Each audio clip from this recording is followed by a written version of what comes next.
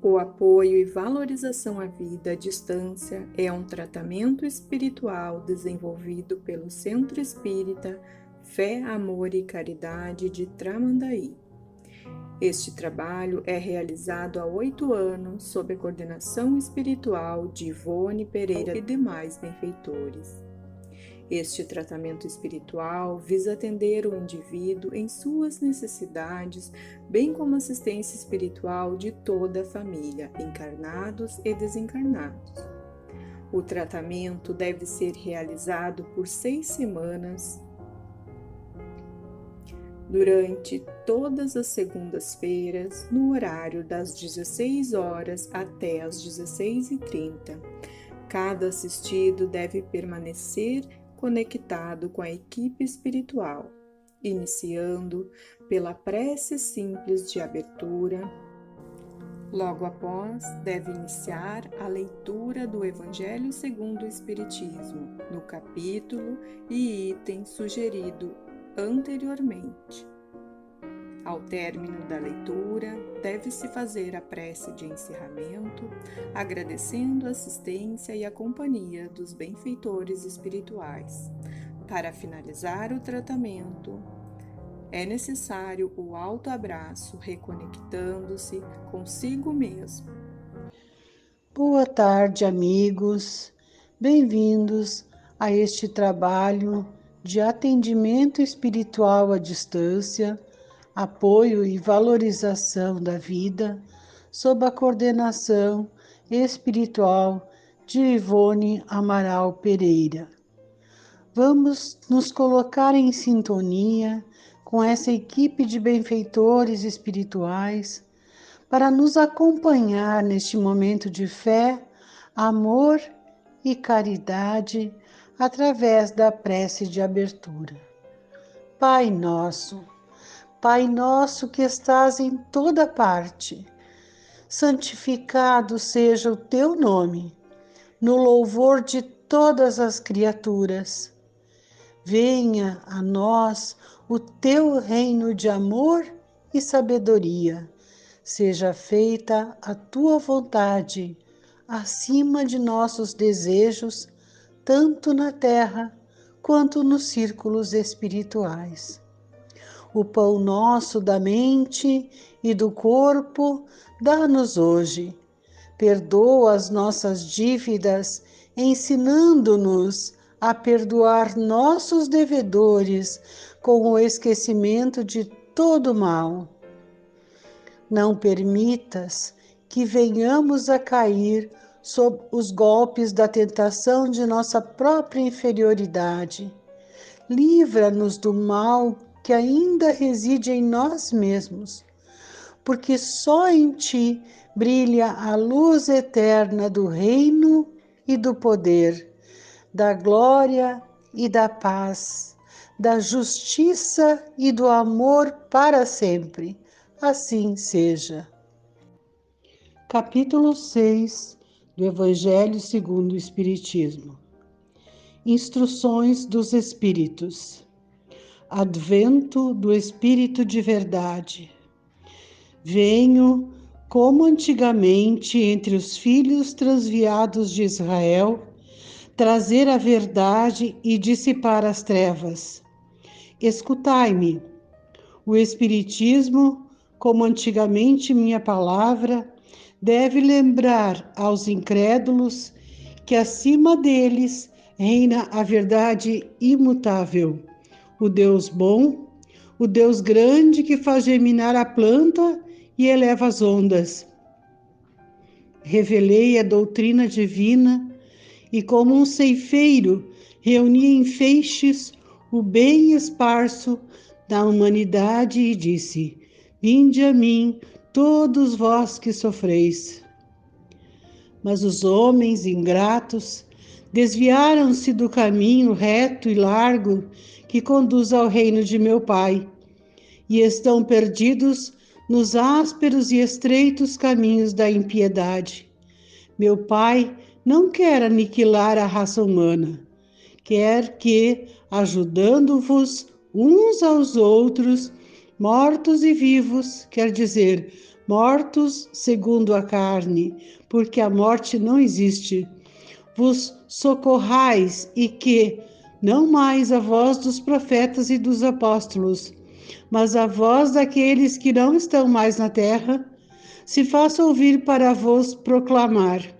Orai e crede, porque a morte é a ressurreição e a vida é a prova escolhida, durante a qual vossas virtudes cultivadas devem crescer e se desenvolver como cedro. Homens fracos, que compreendeis as trevas de vossas inteligências, não afasteis o facho que a clemência divina coloca entre vossas mãos para iluminar vosso caminho e vos conduzir, filhos perdidos, ao regaço de vosso Pai.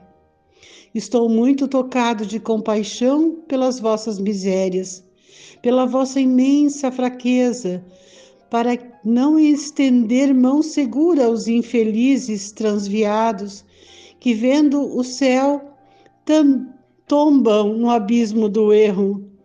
Crede, amai, meditai as coisas que vos são reveladas. Não mistureis o joio ao bom grão, as utopias e as verdades. Espíritas, amai-vos, eis o primeiro ensinamento. Instruí-vos, eis o segundo.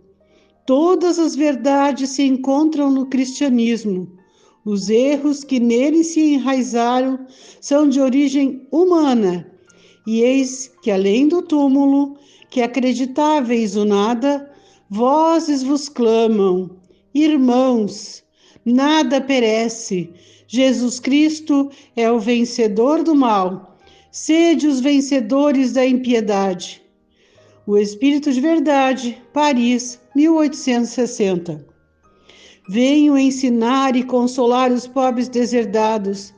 Venho lhes dizer que elevem sua resignação ao nível de suas provas, que chorem porque a dor foi sagrada no jardim das oliveiras, mas que esperem porque os anjos consoladores virão enxugar suas lágrimas.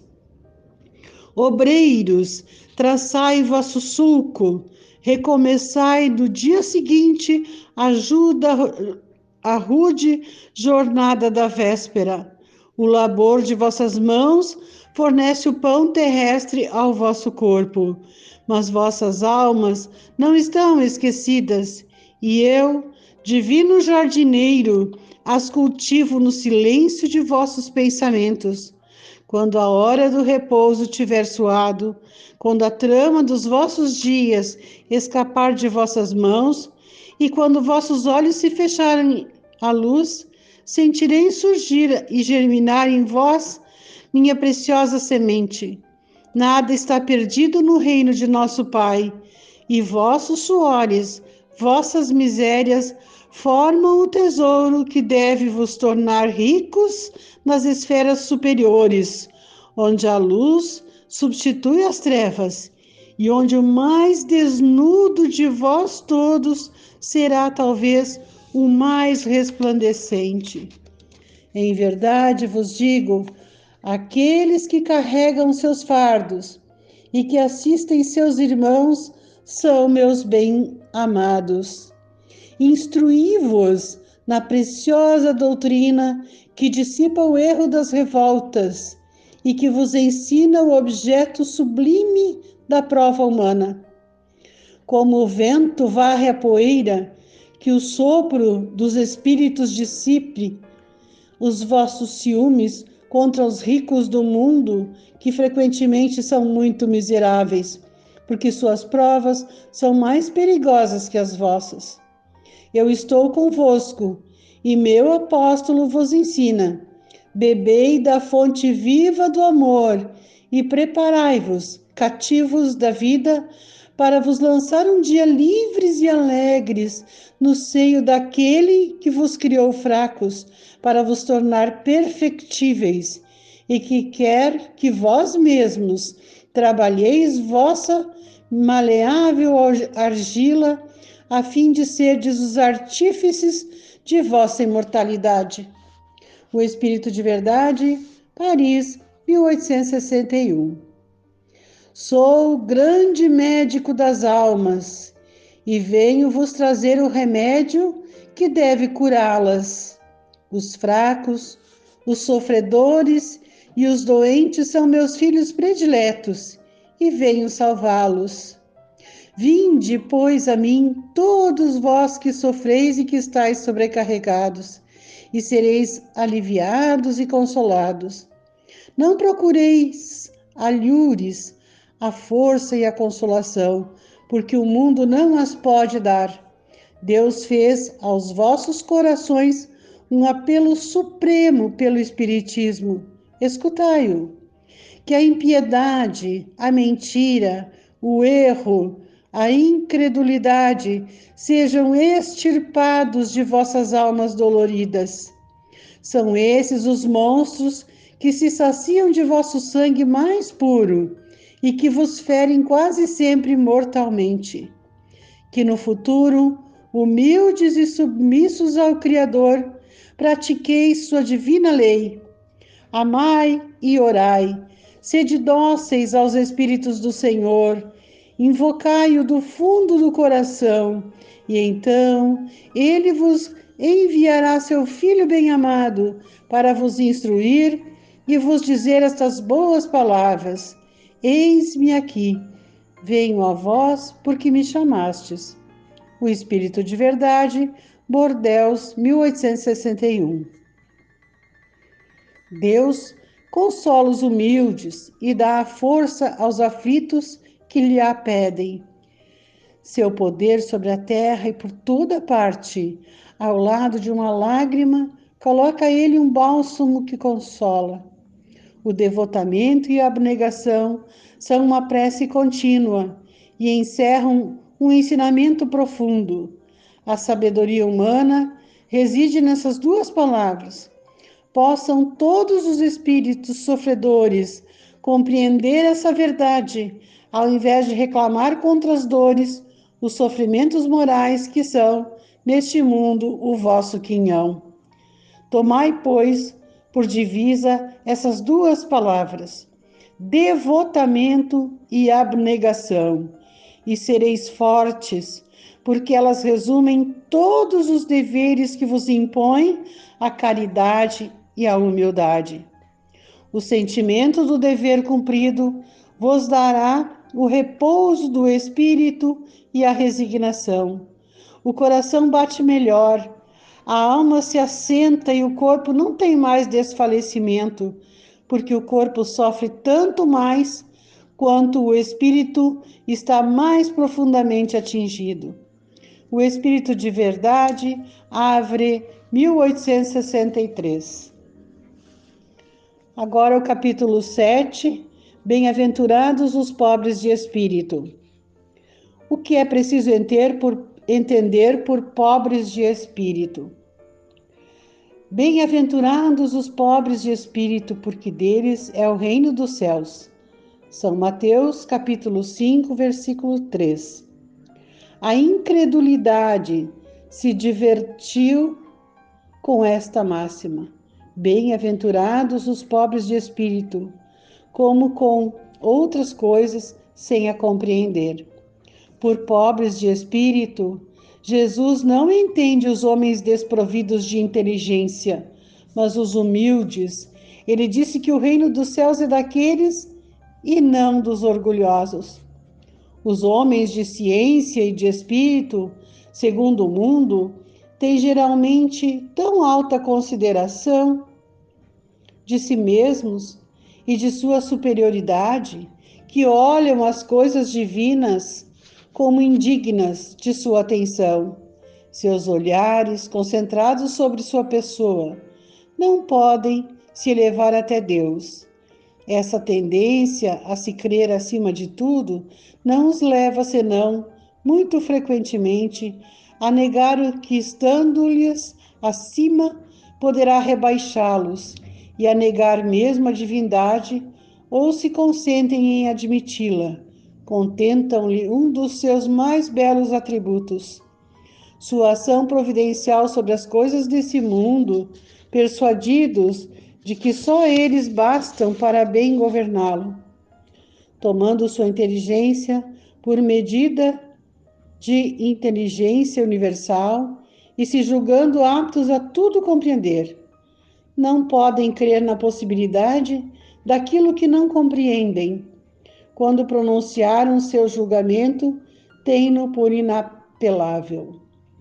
Se recusam a admitir um mundo invisível e um poder extra-humano, não é, entretanto, porque isso esteja acima da sua capacidade, mas porque seu orgulho se revolta com a ideia de uma coisa acima da qual não podem se colocar e que os faria descer de seu pedestal. Por isso, eles não têm senão sorrisos de desdém por tudo o que não é do mundo visível e tangível. Eles se atribuem muito de espírito e de ciência para crerem nessas coisas, segundo eles, boas para as pessoas simples, tendo aqueles que as levam a sério por pobres de espírito. Entretanto, o que quer que digam, lhes será preciso entrar como os outros neste mundo invisível que ridicularizam, quando seus olhos serão abertos e reconhecerão seu erro. Mas Deus, que é justo, não pode receber na mesma categoria aqueles que menosprezou seu poder e aquele que se submeteu humildemente às suas leis, nem os igualar. Em dizendo que o reino dos céus é para os simples, Jesus quer dizer que ninguém é nele admitido sem a simplicidade de coração e humildade de espírito. Que o ignorante que possui essas qualidades será preferido ao sábio que crê mais em si que em Deus. Em todas as circunstâncias, ele coloca a humildade no plano das virtudes que nos aproximam de Deus e o orgulho entre os vícios que nos distanciam dele. E isso por uma razão muito natural, de vez que a humildade é um ato de submissão a Deus, enquanto que o orgulho é uma revolta contra ele. Mais vale, pois, para a felicidade do homem, ser pobre em espírito no sentido do mundo e rico em qualidades morais. Todo aquele que se eleva será rebaixado. Nesse mesmo tempo, os discípulos se aproximaram de Jesus e lhe disseram: Quem é o maior no reino dos céus? Jesus, tendo chamado uma criança, colocou-a no meio deles e lhes disse: Eu vos digo em verdade, que se vós não vos converterdes e se não vos tomardes como crianças, não entrareis no reino dos céus. Todo aquele, pois, que se humilhar e se tornar pequeno como esta criança, será o maior no reino dos céus. E todo aquele que recebe em meu nome uma criança, tal como acabo de dizer, é a mim que recebe. São Mateus, capítulo 18, versículo 1 a 5. Então a mãe dos filhos de Zebedeu se aproximou dele com seus 2 filhos e o adorou, testemunhando-lhe que queria perguntar-lhe alguma coisa. Ele lhes disse: Que quereis? Ordenai, disse-lhe ela, que meus 2 filhos que aqui estão tenham assento em vosso reino, um à vossa direita e outro à vossa esquerda. Mas Jesus lhe respondeu: Vós não sabeis o que pedis. Podeis beber o cálice que vou beber? Eles lhe disseram: Nós o podemos. Ele lhes respondeu: É verdade que bebereis o cálice que eu vou beber, mas quanto a estar sentado à minha direita ou à minha esquerda, não cabe a mim vos conceder, mas isso será para aqueles que meu Pai tenha preparado. Os outros 10 apóstolos, tendo ouvido isso, encheram-se de indignação contra os 2 irmãos. Jesus, tendo-os chamado para si, lhes disse: Vós sabeis que os príncipes das nações as dominam e que os grandes as tratam com império. Não deve ser o mesmo entre vós. Mas aquele que quer tornar-se o maior, seja vosso servidor. E aquele que quiser ser o primeiro dentre vós, seja vosso escravo. Como o Filho do Homem não veio para ser servido, mas para servir e dar sua vida pela redenção de muitos. São Mateus, capítulo 20, versículos 20 a 28. Jesus entrou num dia de sábado na casa de um dos principais fariseus, para ir tomar sua refeição, e aqueles que lá estavam observaram.